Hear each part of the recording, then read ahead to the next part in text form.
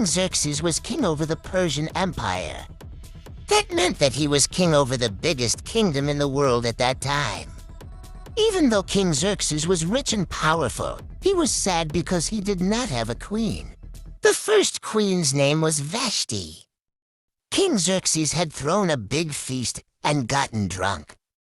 He wanted Vashti to dance in front of all the men at the feast, but Queen Vashti said no. The king became so angry that he told her that she would never be the queen again. He never saw her again. The king's helpers searched the whole kingdom to find the most beautiful girls so the king could choose a new queen. The girls were brought to the palace. The girls were given the best makeup and perfumes. They spent a whole year learning how to be a queen. One of the girls was a beautiful young Jewish girl called Esther. Esther did not have a father or a mother. Her cousin, Mordecai, had raised her and treated her like a daughter. Mordecai must have taught Esther how to love God, her people, and how to be a Jew. When it came time to choose the new queen, the king chose Esther. Esther was a good queen. The king did not believe in God, but Esther did. She never forgot her cousin Mordecai, and she never forgot that she was one of God's children. Sometimes it was hard for Esther because the other Jews were treated badly. They did not have the riches that Esther had. Esther tried to use the good things that God had given her to help other people. One time Mordecai helped the king. Mordecai heard that someone was trying to kill the king. He told Esther about it, and she told the king. The plan was stopped. Mordecai saved the king's life. This was very special, so it was written about in the king's record book. Another man became famous in the kingdom. His name was Haman. The king thought Haman was a good man, so he ordered everyone in the kingdom to bow down to Haman.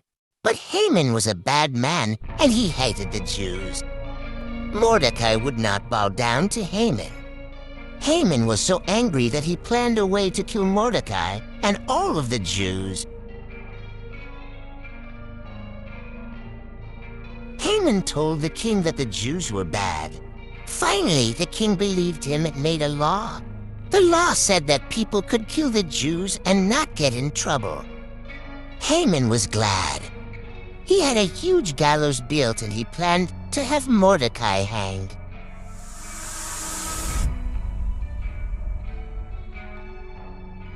When Mordecai heard about the plan, he told Esther, "Perhaps you have come to royal position for just such a time as this," possibly meaning, "Please, Esther, you have to save our people." Maybe God knew this would happen, and that is why he let you be queen. Esther was very frightened. She had never told the king that she was a Jew. Would he be mad at her like he was mad at the first queen? No one was allowed to go to the king unless he asked them first. Even the queen could not go to the king without an invitation. If anyone went to the king without an invitation, they could be put to death. The only thing that could change this was if the king pointed his scepter at the person who came to him. Finally, Esther decided to go to the king without being asked. When she came to him, she was very frightened. Would she be put to death? Then the king pointed his scepter at her and told her to come to him. The king liked Esther. He told her she could have anything she wanted. The king went to bed that night, but he could not sleep. Sometimes reading a book helps you sleep. So the king asked one of his helpers to bring one of the old record books. The helper brought the book and began to read to the king about things that had happened long ago. He read about the time Mordecai had saved the king's life. The king got very excited. He wanted to do something special for Mordecai. The king called for Haman to come into his chamber. Haman was happy because he thought the king was going to do something nice for him. The king asked Haman what should be done for someone who deserved honor. Haman thought the king was about to honor him, so he said that person should be given a royal robe and one of the king's horses. They should be led through the streets so everyone knows that the king likes them. "That is a great idea," said the king. "Go and do those things for Mordecai." Haman was shocked. He could not believe that the king liked Mordecai. Now, Haman knew he was in big trouble. The king liked Mordecai, but Haman was trying to kill Mordecai. What would the king do when he found out? The next day, Haman went to the special feast with Esther and the king. The worst thing that Haman imagined happened. Esther told the king that someone was trying to kill the good man, Mordecai, who had saved the king's life. The king was very angry. He said that the man should be put to death.